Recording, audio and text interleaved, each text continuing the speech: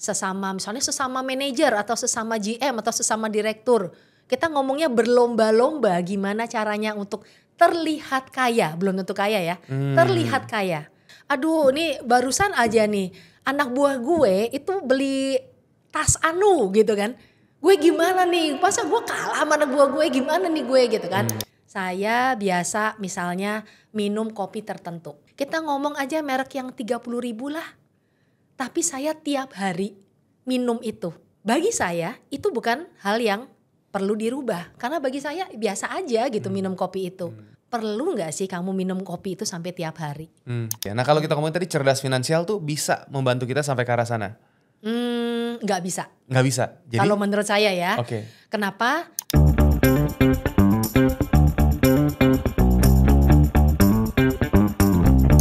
Halo teman-teman, kembali lagi dengan saya Clemens Raharja, founder dari The Entrepreneur Society. Dan teman-teman kalau udah sering ikutin kita punya podcast ya, itu banyak pasti belajar hal baru, penyemangatan, motivasi. Dan hari ini kita bakal ngomongin juga sama salah satu member yang benar-benar udah berserta di Entrepreneur Society itu dari awal formulasi, berdiri, masih ngumpul di kafe-kafe. Itu beliau ya, ini kalau nanti saya akan perkenalkan, itu udah banyak menjadi supporter juga di komunitas kita yang akhirnya memperkenalkan beberapa brand yang akhirnya bisa kolaborasi bareng sama The Entrepreneur Society. Dan ngelihat perkembangan beliau juga banyak memberikan insight sama saya, sama para member-member yang lain. Karena di sini tempat kita untuk berbagi. So nggak pakai lama-lama lagi teman-teman, stay tune karena bakal belajar banyak banget dari pengalaman kita, narasumber kita ini ya. Biasanya saya manggilnya tuh Ibu Idayanti Sudiro. Tapi kalau kita di The Entrepreneur Society kita manggilnya tuh Kak Oki. Yeah. Kak Oki, boleh nggak coba perkenalkan diri dong buat teman-teman kita, latar belakangnya dan siapakah Kak Oki itu? Silakan. Wah. Halo, nama saya Dayanti Sudiro, tapi disapa dengan Oki, O-K-K-Y. Ya, panggil aja dengan Kak Oki. Ya. Kakak Oki. Kakak Oki, jadi Kak Oki lagi sibuk ngapain aja nih? Ini ada buku, terus kayak lagi kemarin ngomongin, coba ceritain dong. Nah, waktu itu kan dipanggil tuh launching, gak bisa datang ya. Mohon maaf. Iya, di Maret kemarin ya.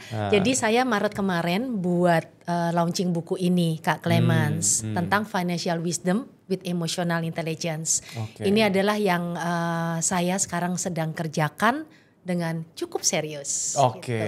Jadi boleh nggak ceritain sedikit dong, itu Financial Wisdom nih apa sih Financial Wisdom Academy nih? Ya. FWA kan tadi logonya kan? Betul. Jadi Financial Wisdom Academy sebuah platform pendidikan ya, mulai dari training, coaching dan juga kemudian retreat finansial. Oke. Nah itu yang akan kita perkenalkan ke teman-teman nanti karena ada training yang cuman 1 hari, tapi juga ada yang retreat yang sampai 3 hari. Gitu sih Kak Clemens. Oke. Nah kenapa Kak Oki gini kan? Ini Kak Oki ini salah satu member yang benar-benar dari awal di Entrepreneur Society 2015-2016 tuh kita udah kenal ya. Itu kita temenan tuh udah nyari 10 tahun sekarang. Dan saya ngeliat banget itu pertumbuhan perkembangannya Kak Oki juga. Cuman yang menarik nih kita pengen tahu kan sekarang fokusnya kita ngomongin Financial Wisdom Academy. Ceritain dong dalamnya apa sih, belajarnya tentang apa sih? Ini buat teman-teman juga. Nanti saya akan tanya lebih menarik lagi kenapa? Karena Kak Oki ini kalau kita bilang itu punya fighting spiritnya tuh keren banget. Jadi ceritain dulu deh. Coba ini nih kalau kita ngeliat nih Financial Wisdomnya tuh, jadi Financial Wisdom tuh apa sih yang diajarkan? Saya ceritain dikit sebelumnya ya. Boleh. Jadi saya kan dari dari accounting latar belakang saya. Kemudian saya pernah kerja 10 tahun di profesional. Pernah di konsultan pajak ya, sekarang jadi EY. Kemudian pernah di BDNI asuransi kerugian. Juga pernah di Bank Suma ya. Okay. 10 tahun saya profesional di sana. Lalu setelah itu 27 tahun nih. Lumayan lama loh, 27 tahun ya. Saya berada di kesehatan holistik. Oke. Yaitu bagaimana kita bisa bahagia dari diri sendiri. Bahagia dari diri sendiri, ya, menarik. Juga ada energinya, ya. Jadi kita belajar tentang energi, juga tentang meditasi. Nah kemudian waktu kira-kira sekitar 7 tahun yang lalu, saya mulai belajar coaching dan juga mulai belajar tentang personal finance. Nah disinilah saya mulai mengerti nih, ternyata apa yang saya pelajari 27 tahun yang lalu itu sangat berguna ketika saya sampai menemukan financial wisdom. Oke. Ya, kenapa? Pada awalnya saya berpikir bahwa mempelajari tentang financial literacy, terutama personal finance itu udah cukup. Saya udah dapat ilmu yang lumayan nih. Tapi ternyata dengan berjalannya waktu, ketika saya punya murid, ketika saya punya orang yang konsultasi, mereka tidak bisa melakukan apa yang seharusnya mereka lakukan. Dan ternyata alasannya adalah kesehatan emosinya atau kecerdasan emosinya yang perlu digali lebih dalam, sehingga ada trauma masa lalu, ada gimana parentsnya memberikan dogma-dogma tentang uang ya, ada belief sistemnya dari keluarga atau dari lingkungannya, itu yang berpengaruh. Karena itu saya buat financial wisdom with emotional intelligence untuk menjelaskan bahwa Anda untuk cerdas untuk cerdas finansial harus cerdas emosi, nggak ada pilihan. Harus cerdas emosi, Oke. Kalau kita ngomongin, ini teman-teman menarik karena apa? Kalau siapa sih di sini yang kepengen kalau misalkan finansialnya cerdas gitu? Nah kalau kita ngomong cerdas finansial berarti apakah itu sama dengan tajir atau beda? Sebetulnya kalau kita ngomong tajir itu setiap orang punya kategori yang berbeda ya, benar gak sih? Betul. Kata Kak Clemens begitu, kata saya begini, kata teman-teman di sini, wah pasti berbeda juga. Jadi kalau kita ngomong itu mungkin harus perlu digali lebih dalam ya. Jadi kalau ngomong kesejahteraan lah, mungkin kita ngomong kesejahteraan aja gimana? Gak usah ngomong tajir ya. Boleh. Jadi kesejahteraan adalah sampai dikala kita itu merasa cukup. Cukup untuk melakukan kehidupan kita dengan bahagia. Nah itu kira-kira. Cukup untuk melakukan kehidupan teman-teman dengan bahagia. Nah kalau kita ngomong tadi cerdas finansial tuh bisa membantu kita sampai ke arah sana? Nggak bisa. Nggak bisa. Jadi, kalau menurut saya ya. Kenapa? Orang bisa, ini pengalaman saya nih. Ya, ketika kita ngomong yang paling gampang aja soal menabung lah. Ya, saya bilang Kak Clemens, kok Kak Clemens persentasenya 7% nih menabungnya, harusnya 10% nih. Kak Clemens akan jawab, udah tahu Kak Oki, udah tahu harusnya begini. Saya coba ya gitu ya. Nanti ketemu lagi ternyata masih 7%, bahkan 5% turun. Ketika saya tanya kenapa? Iya Kak Oki saya udah tahu. Cuman saya gak bisa aja. Lingkungan saya begitu menuntut saya untuk tetap mengeluarkan uang-uang yang biasa saya keluarkan gitu. Gaya hidup lah gitu yang paling gampang. Gaya hidup. Gaya hidup. Nah terus? Nah dari sini kemudian saya gali. Kenapa sih? Saya pengen tuh Kak Clemens cerita. Iya Kak Oki, ini harus jujur ya. Memang kalau mau diperbaiki harus jujur dari kliennya ya. Terus? Kemudian Kak Clemens akan cerita, lingkungan saya begini. Anggap lagi nih yang paling gampang juga dimengerti ya oleh teman-teman. Kalau Kak Clemens jadi seorang manajer atau seorang GM lah. Ya, teman-teman Kak Clemens lihat pakai sepatunya apa, pakai mobilnya apa, rumahnya daerah mana, minumnya apa, ya. Kemudian Kak Clemens tidak mengikuti seperti mereka. Gimana perasaannya? Saya tanya.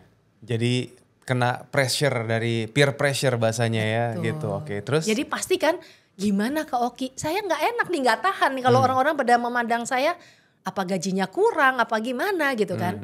Nah disitulah kemudian saya akan nanya lebih lanjut. Apa latar belakangnya? Emang kenapa kalau Kak Clemens merasa nggak diterima tuh kenapa? Karena ternyata ada latar belakangnya yang mungkin Kak Clemens akan ceritakan. Nah di situ emosinya tergali dulu. Saya tahu root cause-nya apa. Jadi apa sih ada akar-akarnya gitu. Nah dari situ kemudian saya ajak untuk mengerti lebih dalam. Bahwa ingat tujuan kita saat ini kalau mau konsultasi dengan saya. Bukan ingin kaya sekarang. Bukan ingin terlihat kaya. Tapi pengennya tetap kaya sampai akhir hayat. Tetap kaya sampai akhir hayat. Itu menarik kan teman-teman ya? Nah kalau dari situ berarti harus ada yang mau diperbaiki nih. Bisa tadi ya udah mindsetnya udah dikasih tahu, belief systemnya digali lebih lanjut. Kita ngobrol secara logika harus masuk dari Kak Clemens. Tapi berikutnya lagi melakukan meditasi. Melakukan jeda sebentar dari kehidupan ini. Kehidupan yang fana ini ya. Pokoknya jeda, kehidupannya ya. Nah kalau kejeda tuh gimana sih? Ya diam sejenak. Bisa lewat coaching, bisa lewat sesi meditasi atau relaksasi atau mindfulness atau meditasi hati dan segala macam. Itu pilihannya dari Kak Clemens sendiri juga bisa. Tapi intinya kita mau supaya Kak Clemens sempat untuk diam sejenak sehingga pikirannya tenang, emosinya tenang, berpikir dan melihat segala sesuatunya bisa lebih bijaksana. Makanya judulnya Financial Wisdom itu. Itu kira-kira. Menarik. Teman-teman kalau pengen nanya-nanya nanti tulis di kolom komen. Kita pasti akan bahasnya nanti. Mungkin nanti akan dijawab juga dengan kalau pengen kenalan langsung ya bisa langsung lihat Instagram Financial Wisdom Academy. Nanti bisa ditayangin juga. Terus sama kalau pengen kenalan juga TikToknya. Ini Instagram ya Financial Wisdom Academy ya financialwisdom.aca.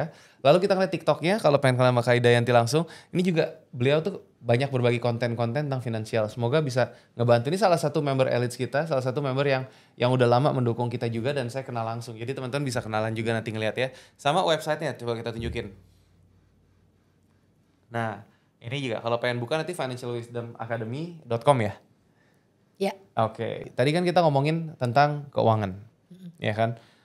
Kecerdasan finansial, tapi perlu kecerdasan emosi. Emosinya seperti apa?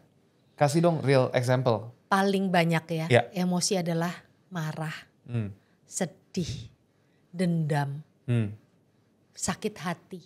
Hubungannya Karena apa pernah sama diapain duit? gitu ya. Contoh gini, saya pernah ketemu satu keluarga ya.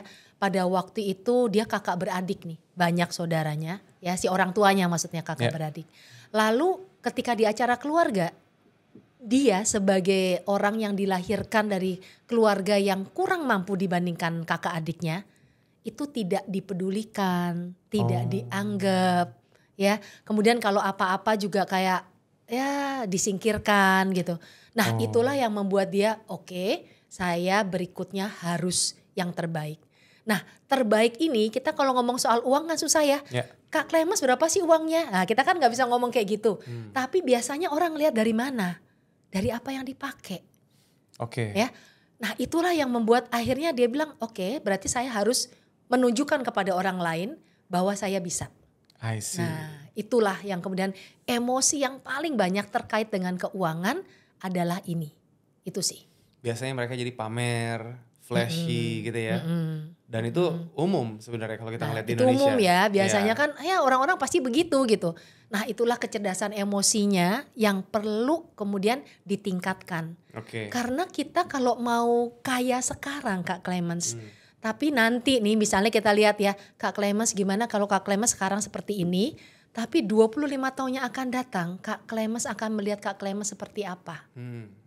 Bagus tuh. Itulah yang oh iya ya, kalau saya seperti ini tetap, maka saya 25 tahun yang akan datang mungkin saya jadi orang yang pastinya sudah punya anak ya. Mungkin kita udah uang yang kita simpan tidak terlalu banyak sehingga harus minta sama anak.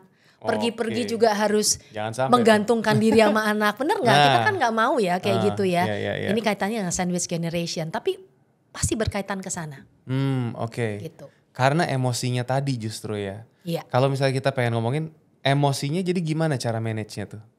Satu, dengan melakukan mindfulness. Dengan melakukan meditasi.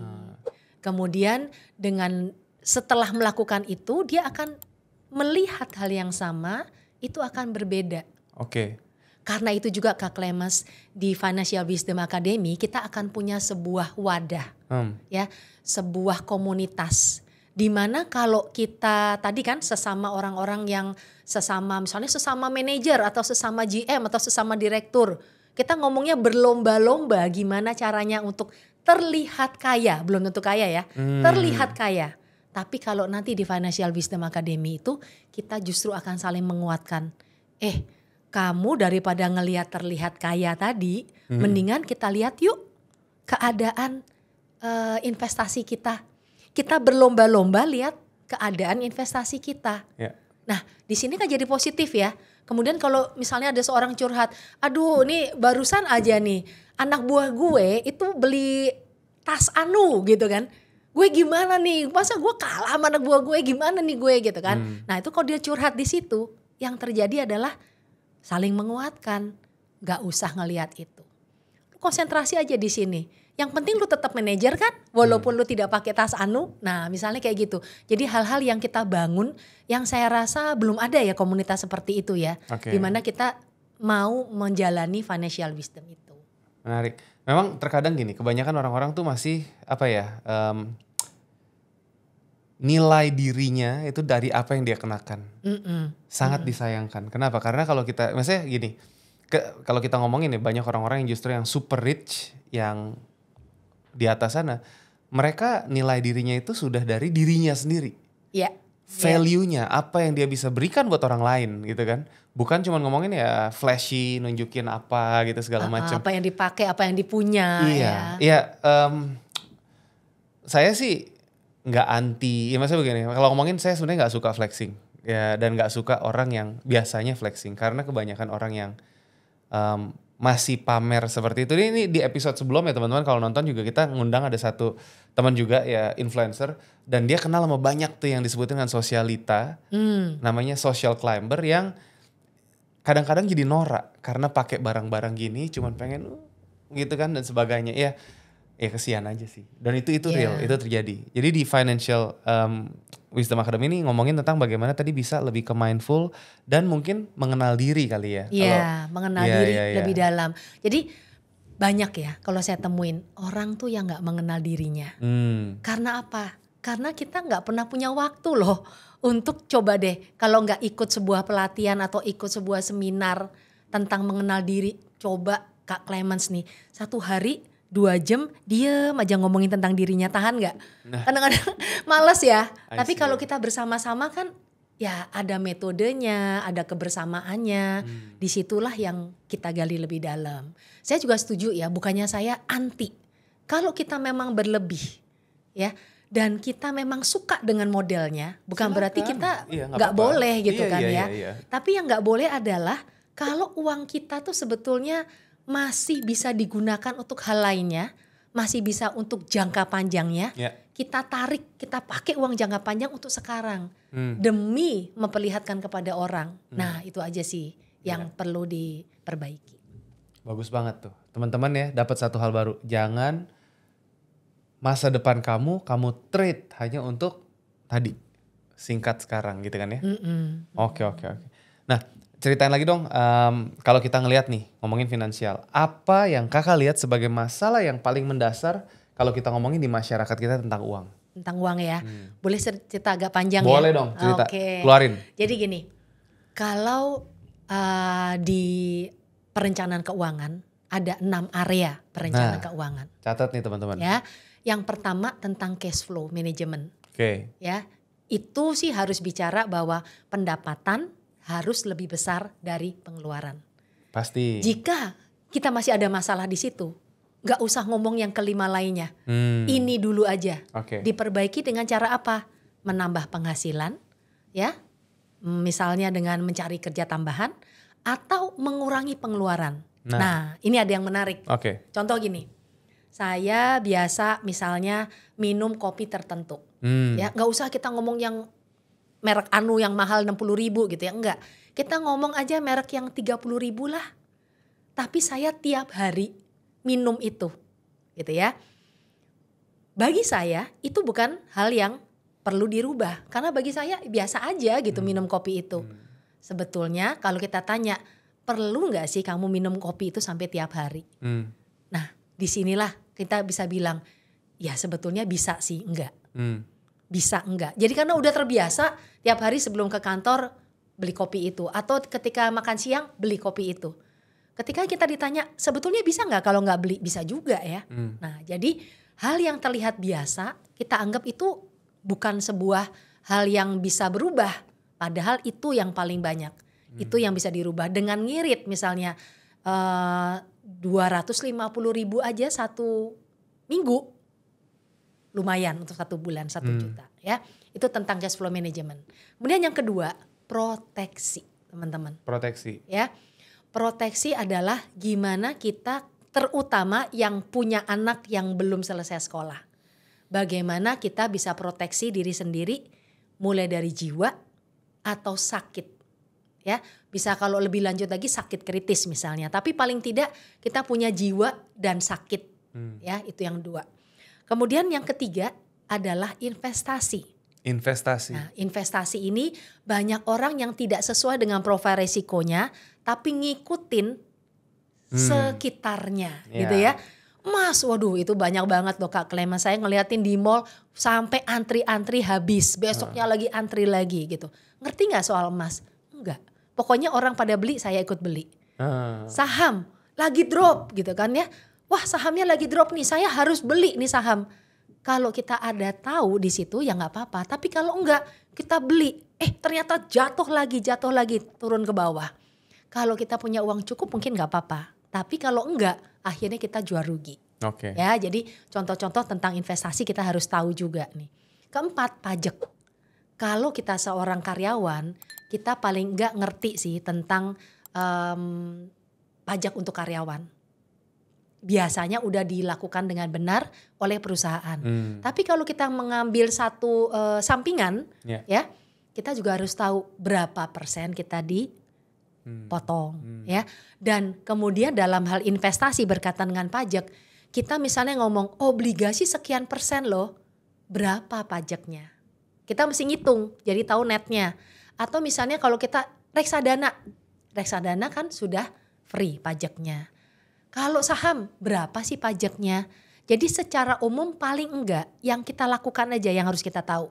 Paling enggak ya. Kalau kita yang enggak ngikut ya udahlah kita enggak tahu soal itu enggak apa-apa. Itu yang keempat. Kelima pensiun. Dan keenam adalah warisan. Kalau selama ini orang-orang nih maaf kata ya seringkali cuma menekankan pada satu hal. Misalnya apa? Pokoknya kamu harus punya asuransi. Ya, kalau kamu nggak punya asuransi nanti ada apa-apa dengan keluargamu gimana? Salah nggak? Nggak salah. Cuman kalau kamu nggak punya uang pensiun, suatu saat kamu tidak bisa hidup dengan layak, kamu ngambil uang asuransinya. Benar kan? Ya, ada orang lagi hanya fokus di investasi. Pokoknya investasi dia hebat. Investasi dia 1 tahun misalnya 20%, 30%, bahkan orang kalau bilang di saham bisa sampai 50% lebih dan sebagainya. Tapi dia tidak punya pensiun, tidak punya juga asuransi. Nanti pada saatnya siapa sih yang tahu kita lagi turun apa lagi naik? Kalau dia cuman satu aja investasinya. Ya kan? Dia akan ngambil uang investasi dan mungkin saat itu dia akan harus jual dengan harga yang rugi. Ya kebanyakan seperti itu ya kira-kira ya. Kalau kita ngeliat lagi ekonomi seperti ini, kondisi sekarang juga kan lagi banyak yang mungkin bikin orang-orang jadi ikat pinggang ya. Nah, pandemi jadi, kemarin contohnya ya. Iya dan kemarin kan lagi drop banget tuh. Justru ya kan? Buat yang pada punya cash flow, yang punya itu perencanaan yang proper, mereka waktunya shopping. Betul. Nah terakhir adalah waris. Ya, bagaimana kita mewariskan tanpa konflik tapi dengan optimal likuiditasnya juga terjaga. Artinya bukan di sini saya bilang bahwa orang-orang sering ngomong ya kalau liquid harus ngambil apa? Asuransi. Benar nggak? Karena asuransi itu boleh dicairkan tanpa ada akta waris. Sedangkan yang lain kan harus pakai akta waris. Misalnya rumah, misalnya reksadana, misalnya yang lain lah itu harus punya akta warisnya. Tapi asuransi tanpa akta waris tinggal bawa polisnya, bawa KTP-nya, bawa surat kematian, beres gitu. Ya, tapi kita juga harus ingat dalam hal ini, nggak bisa dong semuanya uang tuh kita masukin ke asuransi, ya kan? Jadi tetap tadi seimbang. Jadi harus ada yang diinvestasi, harus ada yang diproteksi, harus ada yang dipensiun, harus ada juga yang kita mengerti perpajakan sampai nanti ke waris. Itu yang saya lihat Kak Clemens, banyak sekali yang menekankan satu hal aja. Kayaknya udah ngerti semua gitu. Wah pokoknya investasinya hebat. Wah pasti hebat. Asuransi udah sampai 5M, 10M, 20M. Pasti juga beres gitu ya. Nggak bisa sih. Nah itu yang mungkin bisa saya ceritakan. Menarik. Ini kita ngomongin tadi dari mengenal sampai akhirnya kita ngeliat masalah yang mendasar karena banyak tidak punyanya literasi finansial. Dan ini kita ngomongin ini nggak cuma di Indonesia, saya rasa seluruh dunia seperti itu. Dan justru dengan adanya satu komposisi yang ini misalnya kita ngomongin tadi ada 6 ya. perencanaan itu penting dalam seumur hidup kita. Dan ya kita ngomong, kita hidup juga usia kan gak terlalu panjang sebetulnya. Ya. Tapi ada juga bisa sampai panjang sekali loh. Berapa panjang Kayak sekali? mami saya, 99 tahun lewat 9 bulan. Wow. Jadi sekarang Juli, Agustus, September, nanti di September 100 tahun. Wow, centennial. Jadi Gile. bener-bener bayangin ya kalau kita hidupnya sangat lama. Atau kita hidupnya sangat sebentar. Atau kita hidupnya biasa. So-so tuh mungkin 70-80 tahun. Iya, Kita gak pernah tahu kan Kak Clay. Kalau kita tahu ya kita pasti perencanaan keuangannya bisa yang terbaik. Mungkin kan. Betul. Nah, ini loh, yang ini kita perlu memikirkan berbagai hal tuh karena kita nggak pernah tahu kapan kita sakit, kita nggak pernah tahu kapan kita meninggal juga. Iya. Gitu. Makanya kenapa ini penting banget teman-teman, kita belum gali lebih dalam ya. Ini baru pembukaan, baru perkenalan. Kita ngomongin nanti di sesi berikutnya. Seperti biasa kita akan ada 2 sesi di setiap narasumber. Kenapa? Karena kita pengen kenalan dulu, kita pengen tahu nih apa sih. Dan tadi aja itu sudah ngebuka pikiran banyak harusnya buat teman-teman. Kalau teman-teman nyimak dari awal, kita ngelihat tips and tricksnya kita pengen tanyakan lagi nanti di sesi berikutnya. Boleh ya? Kita gali lebih dalam Kak Oki ya. Yeah. Nah, tapi sebagai penutup sesi ini, itu kan tadi kita udah ngebahas ada 6. Saya seneng banget karena kita pengen nanti gali lebih dalam lagi, kita ngelihat bahwa ini survei yang saya dapetin. Dan ini mungkin buat teman-teman yang nonton yang mungkin masih usianya, kita ngomongin produktif. Tapi kalau kita ngomongin nanti yang usianya udah mulai atau kenal mungkin papa mama yang menjelang pensiun atau yang mereka sudah menjalani masa pensiun. Itu menjadi satu konteks yang berbeda lagi kalau tadi ngomonginnya. Dari usianya pendek sama usianya panjang itu ya kita mesti punya perencanaan karena kalau enggak itu ini survei yang tadi saya bilang itu 80%, 85 sampai 90% itu orang-orang di Indonesia itu ketika mereka selesai pensiun tuh uang pesangonnya tuh habis. Itu dalam 1 sampai 2 tahun. Dan kalau kita ngomongin seperti ini saya pernah waktu itu ngadepin kita pernah bawain. Jadi kita dari Entrepreneur Society, dari Boltos kan kita ada corporate training sama IO-nya. Kita juga banyak ngadain untuk yang tadi manajemen persiapan pensiun. Nah ketemu waktu itu, saya nggak sebut dari mana, dia salah satu perbankan besar ini, saya sebutnya apa ya, mungkin graduates gitu kan, pensiunan ya. Jadi dia sudah pensiun. Okay. Pensiun dini. Jadi usianya 53 lah, 53-54 gitu ya. Dan dia posisi levelnya itu cukup tinggi. Suami istri ini, Kak Kanwil sama Kacap. Dan itu duduk di kantor waktu itu. Kalau Kak Oki ingat kita pernah ada kantor di Cideng kan. Nah kita duduk di situ itu pas lagi di sofa ngobrol. Itu mereka itu pensiun tuh sebelum pandemi atau pas di awal-awal pandemi. Efektif 2 tahun sesudahnya itu dia datang karena ngelihat saya bawain sesi. Dan dia bilang bisa gak minta waktu untuk konsultasi. Terus habis gitu gini teman-teman. Mereka cerita, curhat, nangis. Duitnya tuh habis, blast. Itu kalau kita ngomongin level Kak Kanwil sama Kacap. Oke lah mungkin kalau perbankan top 10-nya di Indonesia. Top 5-nya di Indonesia. Berapa ya? Kira-kira gak mungkin cuma ratusan juta sih. Dapatnya ya? Dapatnya. Mungkin per orang itu bisa dapat M. Bahkan mungkin gak cuma 1. Bisa lebih dari 1 M. Tapi kita ngomongin karena mereka kejebaknya tuh gini. Trading emas online. Trading emas online. Robot ikutan gak?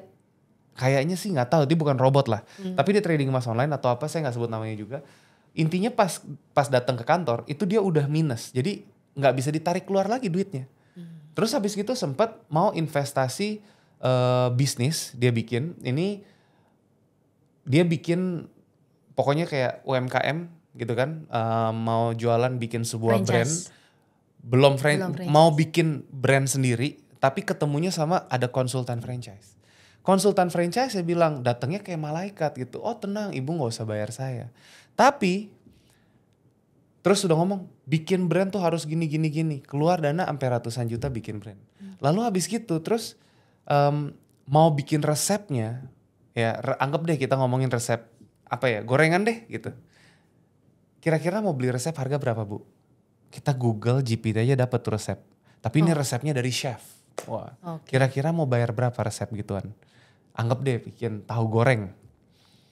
Mau bayar berapa coba resep? Berapa ya? Kira-kira tebak aja. 10 juta. 10 juta. 50 juta dia jual. Jadi udah jatuh ketimpa tangga, pak udah. Nah ini kisah seperti ini. Terus habis itu ada lagi, ya dia punya aset rumah, akhirnya dia jualnya pun juga jual rugi. Jadi kita ngomongin ini terjadi real. Ya. Dan kalau kita nggak punya perencanaan tadi, ya saya nggak tahu, pengen gali lagi tadi kalau mami 99 tahun itu masih aktif kerja atau enggak tuh kalau umur segitu itu. Ya kan, tapi ini kita ngomongin ini real. Jadi teman-teman tuh mungkin bisa dapat, kita udah gali ya tadi perkenalan sama Kak Oki dari Financial Wisdom Academy, apa yang diajarkan di sana, kenapa perlu kekuatan, apa kita perlu menjaga emosi kita karena emosi kita itu menentukan nanti kecerdasan finansial jalan atau tidak. Tapi yang terpenting nanti kita pengen bahas buat nanti teman-teman stay tune nonton di episode berikutnya ya. Ini khusus buat ngebahas tadi kita gimana sih perencanaan keuangannya, strateginya, tips and tricksnya, ilmunya yang Kak Oki bisa bagikan. Terutama kalau teman-teman yang tadi ngomongin soal pensiunan gitu. Jadi perencanaan pensiun itu salah satu yang penting gitu ya. Jadi saya yang cerita curhat gitu kan. Cuman Kak Oki di kasus seperti itu kalau misalkan ada, ini sebelum sebagai penutup gitu ya. Kasih tips and tricks singkat aja buat teman-teman atau mungkin ada buat teman-teman yang nonton deh kali ini ya. Kita ngomongin apa sih yang mereka kira-kira perlu perhatikan dulu nih saat ini untuk tips keuangannya. Boleh nggak? Pendek aja nggak apa-apa, 1, 2, 3 menit. Perencanaan keuangan itu pasti melibatkan banyak puzzle. Jadi jangan hanya satu puzzle saja yang Anda kuasai. Itu aja. Wow. Puzzle-nya apa aja? Nanti kita nonton di episode berikutnya teman-teman ya. So stay tune. Kita akan publish ini udah seminggu 2 kali kita ada channel podcastnya. Semoga teman-teman bisa terberkati juga dari sini. Kalau ngelihat ada ilmu yang bagus, please ajak untuk subscribe. Dan kalau pengen kenalan sama Kak Oki atau Ibu Idayanti Sudiro, silahkan nanti di follow ya. Itu Instagramnya financialwisdom.aca. Sama TikToknya juga itu nonton karena beliau lagi mulai rajin sekarang untuk berbagi. Baru mulai rajin ya. Dan yang saya pengen tekankan lagi, beliau ini tuh udah melewati usia pensiun di Indonesia tapi masih aktif. Itu yang saya bilang fighting spiritnya keren. Makanya kenapa teman-teman harus stay tune dan nanti episode berikutnya ajak papa mama untuk ikut nonton. Oke? So, Kak Oki. Kalau mau kasih hadiah Financial Wisdom, Kak Clay yang menentukan 1 buku Financial Wisdom. Wih, tuh kan Silahkan. nih. Ini bukunya teman-teman ya. Ini bukunya tuh lengkap banget isinya nih. Saya tuh. Dan ini easy read banget. Kenapa? Karena banyak gambarnya ya teman-teman, bisa lihat kan. Nanti kalau pengen dapetin itu kita akan kasih yang nge-like, subscribe channel kita dan nanti ikut nge-like sama ini juga Kak Oki Idayanti Sudiro ya di Instagram, di TikToknya itu bakal bisa dapetin. Kita akan pilih, kita undi ketika ini sudah naik dan kalian tulis di komen. Stay tune, pokoknya kita akan reply di komen di YouTube channel kita. So semoga jadi berkat buat teman-teman semua. Kak Oki, thank you banget udah datang berbagi sama kita. Thank you juga kesempatannya. Much pleasure, Senang banget ya. Udah dukung terus pergerakan kita dari dulu di Entrepreneur Society. Semoga ini bisa nanti lebih menjamah banyak orang lagi dan bisa lebih banyak ngebantu teman-teman di luar sana. Oke. Kalau kita biasa di ending tuh ngomong, ingat gak di Entrepreneur Society apa slogannya? Go bold and beyond. Oke, kalau gitu teman-teman terima kasih yang udah nonton kita. Stay tune untuk episode berikutnya karena ilmunya akan lebih padat lagi di situ. Kak Oki akan berbagi. Kak Oki, thank you. Di Entrepreneur Society, Go bold and beyond. Sampai jumpa.